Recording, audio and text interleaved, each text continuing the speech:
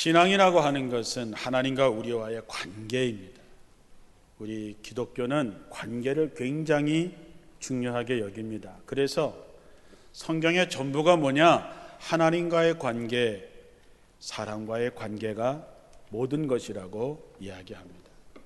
하나님을 사랑하는데 마음과 뜻과 정성과 목숨을 다해서 하나님을 사랑하는 아름다운 관계, 그리고 이웃을 내 몸과 같이 사랑하는 단계, 그 관계를 아주 중요하게 여깁니다. 우리들의 삶에서 이 인간관계라고 하는 것을 제외하고는 도무지 상상할 수 없습니다. 우리는 하나님과의 관계를 맺고 살지요. 우린 그것을 신앙이라고 얘기를 합니다.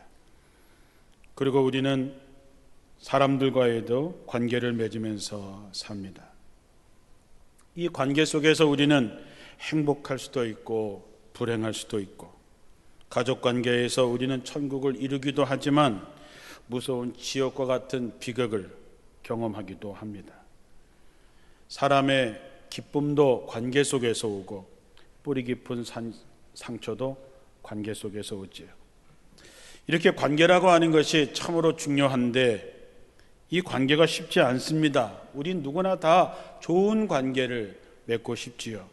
이웃과 잘 지내고 형제와 누구든지 잘 지내고 다른 사람들과 적대적인 관계를 만들고 싶어 하지 않습니다. 그럼에도 불구하고 우리는 내가 원하는 대로 되지 않고 관계가 깨져서 상처를 받고 상처를 주기도 합니다. 오늘 읽은 본문의 말씀을 메시지 성경으로 번역된 것을 보면 이렇습니다. 여기에 간단하지만 유용한 행동 지침이 있다. 사람들이 너희에게 무엇을 해주었으면 좋겠는지 스스로 생각해봐라. 그리고 너희가 먼저 그들에게 그것을 해주어라. 하나님의 율법과 예언자들의 설교를 다 합친 결론이다. 이렇게 나옵니다. 너희가 하고 싶은 대로, 너희들이 대접을 받고자 하는 대로 너희가 하라. 이 하라는 대로라고 하는 말을 먼저라고 바꿔서 번역한 것이죠. 예수님께서 이런 말씀을 해주신 이유는 관계의 비밀을 우리에게 가르쳐 주시기 위해서입니다. 우리가 언젠가 세상을 떠나겠지요. 매주 한 달에 몇 건씩 우리는 성도들의 별세의 소식을 듣고 장례를 치르고 됩니다. 때로는 성도들의 부모님이 세상을 떠나서 우린 먼 곳에 가서 그들을 위로하고 오게 됩니다. 우리도 언젠가는 세상을 떠날 텐데, 떠날 때 정말 나를 위해서 슬퍼해 줄 사람이 몇 명이나 될까? 그냥 문상객 오는 사람 말고 정말 진심으로 내가 세상을 떠난 것을 아쉬워하며 정말로 울어줄 수 있는 사람이 몇 명이나 될까요? 여러분 한번 몇 명이나 될 것 같습니까? 우리의 인생에 그 사람만 남는 것입니다.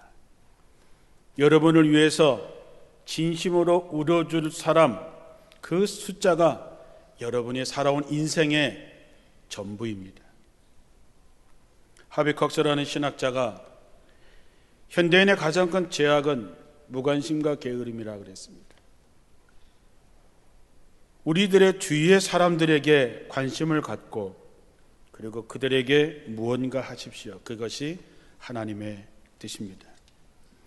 오늘 예수님께서 우리에게 이렇게 말씀합니다. 내가 원하는 대로, 내가 받고 싶은 대로 내가 먼저 내가 하라는 것이죠.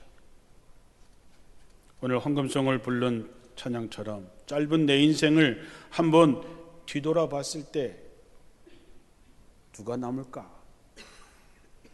내가 언젠가 달려갈 길을 모두 마친 후에 주님의 얼굴을 배울 때 나는 무엇을 가져갈 수 있을까 하는 것이죠. 그리스도인은 먼저 하는 것입니다. 우리는 조건을 많이 달지요. 목사님, 알았습니다. 그 사람이 내게 이렇게 하면 내가 그렇게 하겠습니다. 내게 용서를 빌면 내가 용서하겠습니다. 그 사람이 그렇게 하면 내가 그렇게 하겠습니다. 이거는 세상 사람들이 할 수 있는 것입니다. 우리는 그와 상관없이 내가 먼저 하는 것이지. 요한일서 4장 19절에 우리가 사랑하는 것은 하나님께서 먼저 우리를 사랑해 주셨기 때문입니다. 먼저 하는 사람이 그리스도인입니다. 그것은 사랑이라고 이야기할 수 있는 것이지요. 로마서 12장 10절에도 형제를 사랑하고 서로 우애하고 존경하기를 서로 먼저 하라 그랬습니다. 진짜 예수 믿는 사람, 참된 그리스도인은 먼저 하는 사람입니다. 먼저 손을 내미는 사람입니다. 마음에 감동이 오거든 먼저 하십시오. 그것이 사명이고 여러분을 향한 하나님의 뜻입니다. 마귀는 우리에게 이렇게 유혹합니다. 야, 넌 자존심도 없어? 지금 기다려. 그 사람이 이렇게 해오면 그때 해. 지금 네가 먼저 할 필요 없잖아. 이렇게 얘기하죠. 여러분, 하나님이 우리에게 뭔가 요구하신 적이 있습니까? 예수 그리스도를 보내서 우리를 구원하시기 위해서 하나님께서 우리에게 요구하신 것이 있느냐 하는 얘기죠. 하나님은 그저 우리를 사랑하셨기에 우리가 죄인 되은 그때에 예수 그리스도를 이 땅에 보내셨습니다. 그래서 하나님을 따르는 사람, 하나님의 그리스도인이라면 먼저 하는 여러분들이 되시기를 주님의 이름으로 축원합니다. 거기에 더하기를 잘하는 사람이 되어야 됩니다. 누가복음 6장 27절 이하에 보면 예수님께서 내 말을 듣고 있는 너희에게 내가 말한다. 너희 원수를 사랑하여라. 너희를 미워하는 사람들에게 잘해주고 너희를 저주하는 사람들을 축복하고 너희를 모욕하는 사람을 위하여 기도하여라. 네 뺨을 치는 사람에게는 다른 쪽 뺨도 돌려대고 네 겉옷을 빼앗고자 하는 사람에게는 속옷도 거절하지 말아라. 너에게 달라는 사람에게 주고 네 것을 가져가는 사람에게 도로 찾으려고 하지 말아라. 너희는 남에게 대접을 받고자 하는 대로 남을 대접하여라 얘기했습니다. 제가 신학대학에 입학을 하니까 5월달 웨슬리 회심 주간이 되면 여러 가지 신학대학교에서 축제를 하는데 그 중에 하나가 설교대회가 있었습니다. 설교대회. 제가 감리교 신학대학에 입학한 지 무려 2달 만에 설교대회가 열려서 제가 용감하게 신청을 했습니다. 나중에 알고 보니까 거기는 3학년, 4학년 선배들이 나와서 설교대회를 하는 것이지 1, 2학년은 거기에 참여하지 않는 것을 모르고 신청했습니다. 이 본문을 가지고 제목은 바보들이라는 제목으로 설교했었습니다. 그때 김초선 교수님이라는 분이 심사평을 하시면서 자기가 교수 생활 수십 년에 1학년 학생이 그것도 입학한 지 2달 만에 설교대에 나온 최초의 학생이라고 하시면서 장려상을 주셨는데 아마 잘해서 주신 것이 아니라 용기가 가상해서 주신 것이 아닌가 지금도 생각합니다. 그러나 그때나 지금이나 아무리 생각해도 예수님은 바보 같으신 분입니다. 도대체 하나님이신 그분이 뭐가 부족해서, 뭐가 아쉬워서 이 땅에 오셔서 우리를 위해서 십자가에 달려 죽으셨을까? 도대체 이 바보 같은 짓을 예수님께서 왜 하셨을까 하는 것입니다. 예수님께서 우리에게 말한 것입니다. 원수를 사랑하라. 너를 미워하는 사람들에게 잘해주고 너를 저주하는 사람들을 축복하고 너희를 모욕하는 사람을 위해서 기도하여라. 누가 네 뺨을 치거든 다른 쪽 뺨도 돌려대고 겉옷을 빼앗는 사람에게 속옷도 거절하지 말아라. 너에게 달라는 사람에게 주고 네 것을 가져가는 사람에게 도로 찾으려고 하지 말아라. 너희는 남에게 대접을 받고자 하는 대로 남을 대접하여라. 이게 도대체 바보가 아니고서는 이렇게 살 수 있을까? 정말 좋은 얘기인데, 훈훈한 얘기인데 내가 과연 그렇게 할 수 있겠는가 하는 것입니다. 바보들이나 할 수 있는 말이지요. 여러분, 그리스도인은 바보들입니다. 왜? 예수님이 이런 삶을 사셨기 때문에 예수를 따르는 우리는 이렇게 살아야 됩니다. 우리같이 똑똑한 사람은 이렇게 살기가 어렵죠. 우린 눈은 눈으로, 이는 이로 갚아야 된다고 우린 하지요. 누가복음 38절에 주라, 그리하면 너희에게 줄 것이니 곧 후회되어 누르고 흔들어 넘치도록 하여 하나 너희에게 안겨주리라. 너희의 헤아리는 그 헤아림으로 너희도 헤아림을 도로 받을 것이니라. 세상에서는 바보 같지만 하나님의 계산법은 다릅니다. 순종한 사람에게만 이 말씀이 이루어지는 것이지요. 사랑하는 성도 여러분, 좀 더 적극적으로 친절한 사람, 더하는 사람, 까짓것을 잘하는 사람, 까짓것, 그래 내가 한 끼 안 먹을 테니까 너 이거 먹어 할 수 있는 사람. 여러분, 우리가 까짓것 이왕 하는 김에 좀 더 예수님이 그렇게 사셨기 때문에, 예수님이 그렇게 살라고 하셨기 때문에, 예수님께서 그렇게 말씀하셨기 때문에 우리가 좀 더 할 수 있는 여러분들이 될 때에 여러분들은 따뜻한 사람, 인생을 바꿀 수 있는 사람이 되는 것입니다. 여러분은 정이 있는 사람입니까? 정 떨어진 사람입니까? 정이 있는 사람입니까? 여러분은 따뜻한 사람입니까? 우리가 설날이나 명절을 맞이해서 고향을 가면 옛날에 함께했던 사람들을 생각하지요. 여러분에게 누가 그리운 사람입니까? 공부 잘했던 똑똑한 친구가 그립습니까? 여러분이 그래도 부잣집에 잘 살아서 부러워했던 친구가 그립습니까? 우리들의 마음속에 그리운 사람은 정을 나눴던 사람, 따뜻했던 사람이 그리운 사람이지요.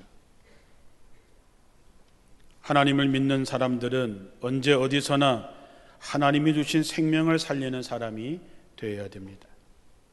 비록 작다 하더라도, 보잘것없다 하더라도 생명을 일으켜 세우고 그것을 지지하기 위해서 최선을 다하는 것이 그리스도인의 삶입니다. 어느 마을 입구 하단에 이런 내용의 표지판이 서 있었습니다. 밟지 마시오. 보이진 않아도 지금 이곳에서 생명의 싹이 자라고 있습니다. 우린 잔디밭에 들어가지 마시오. 잔디를 밟지 마시오. 이런 것으로 익숙해져 왔습니다. 그런데 그런 데는 꼭 짓밟혀 있는 잔디밭을 보게 됩니다.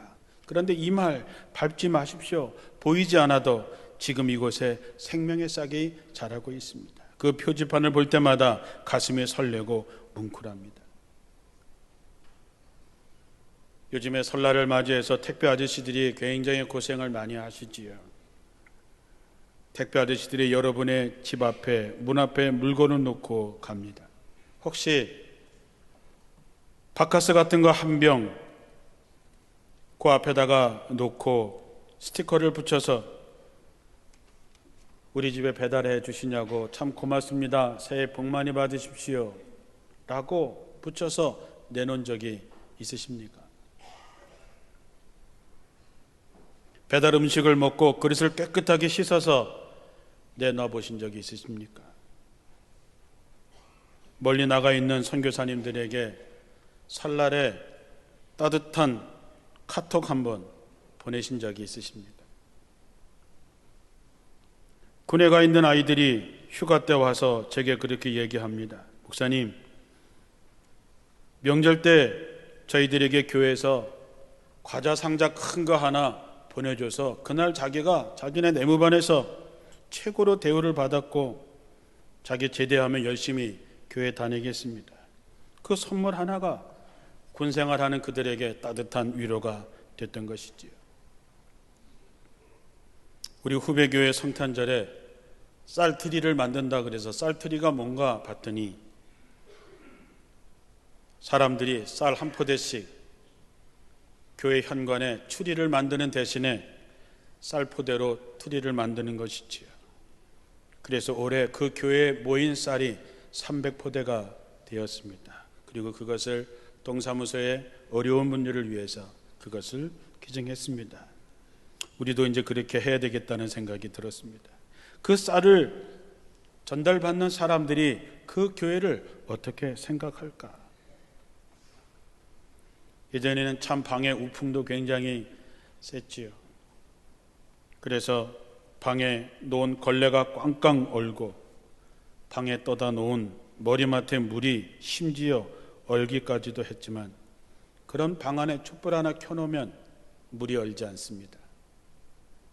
이런 마음, 아름다운 세상을 여는 사람들의 마음, 보자기가 주먹을 이기는 것처럼 모든 사람에게, 내가 만나는 모든 사람에게 따뜻하게 만들어줄 수 있는 정이 있는 사람, 누군가 그거를 보고 나의 행동을 보고 살아갈 희망을 갖게 하는 사람, 그 사람이 그리스도인이라고 하는 것이지요. 참 어려운 세상에 우린 살고 있습니다. 그 어느 때보다도 따뜻하고 친절한 그리스도인들이 되시기를 주님의 이름으로 축원합니다. 하나님은 심은 대로 거두게 하신다 그랬습니다. 갈라디아서 6장 7절에 자신을 속이지 마십시오. 하나님은 조롱을 당하지 않으십니다. 사람은 무엇을 심든지 심은 대로 거두는 법입니다. 나옵니다. 여러분, 자신을 속이지 마십시오. 내가 마치 뭐가 된 것처럼 생각하지 마십시오. 하나님은 우리에게 속지 않습니다. 조롱을 당하시는 분이 아닙니다. 우리가 심은 대로 우리가 거두는 것이지요. 내가 자주 여러분에게 말씀을 드리지만 내가 지금 갖고 있는 것이 내 것이 아니라 내가 누구에게 쓴 것만 내 것입니다. 왜냐하면 내가 누군가를 위해서 사용한 것만 하나님의 나라에서 되찾을 수 있기 때문입니다. 마태복음 25장 34절에 그때 왕이 오른편에 있는 사람들에게 이렇게 얘기합니다. 내 아버지의 복을 받을 사람들아, 와서 세상에 창조된 때부터 너희를 위해서 준비된 하나님의 나라를 물려받거라. 너희는 내가 굶주릴 때 먹을 것을 주었고 목마를 때 마실 것을 주었으며 나그네 되었을 때에 너희 집으로 맞아들였고 벗었을 때에 입을 것을 주었고 병들었을 때에 간호해 주었으며 갇혀 있을 때에 찾아와 주었다고 말할 것이다. 그러면 의로운 사람들이 이렇게 얘기하죠. 주님, 우리가 언제 주님께 그렇게 대접했다고 하십니까? 그때 왕이 얘기합니다. 내가 분명히 말하지만 너희가 이들 내 형제 중에 아주 보잘것없는 사람에게 한 일이 곧 내게 한 것이다. 우리가 그렇게 하려고 한 것은 아니지만 우리가 우리 주변에 따뜻한 사람, 그리운 사람이 될 때에, 정을 나누는 사람이 될 때에 내가 누구에게 한 그것은 곧 하나님께서 한 일이고 우리는 하나님의 나라에서 영원한 하나님의 나라를 상속받게 되는 것입니다. 그뿐입니까?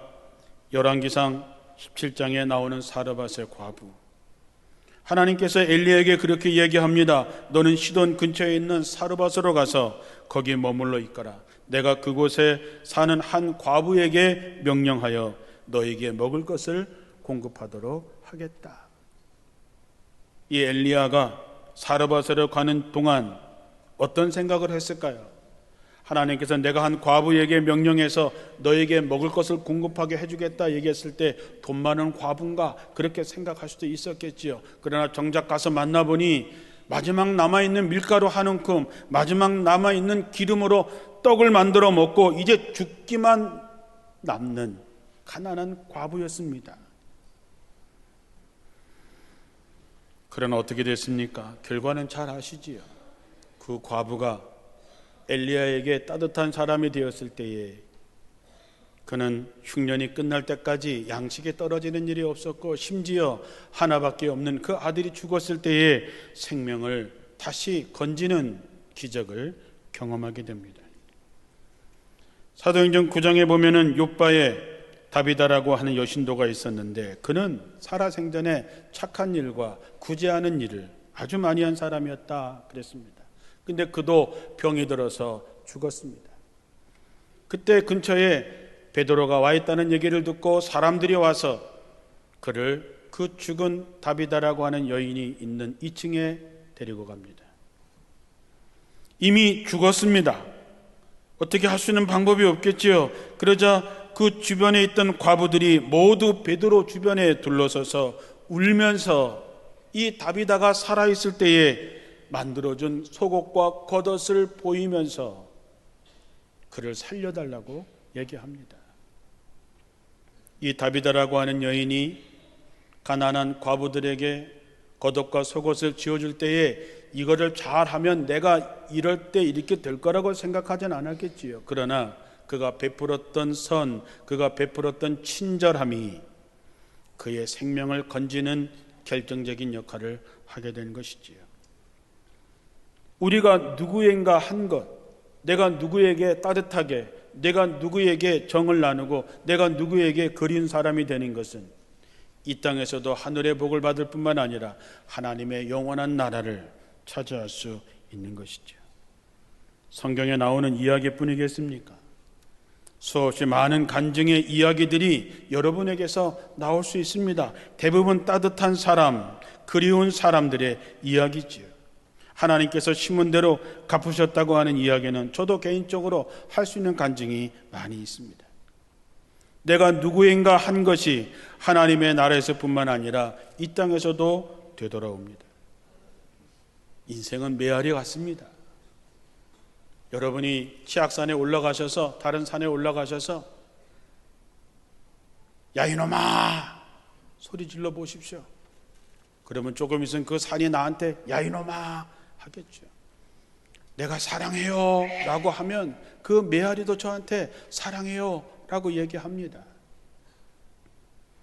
인생이 그런 거 아닙니까? 내가 소리친 대로 내가 행한 대로 돌아오는 것이지요.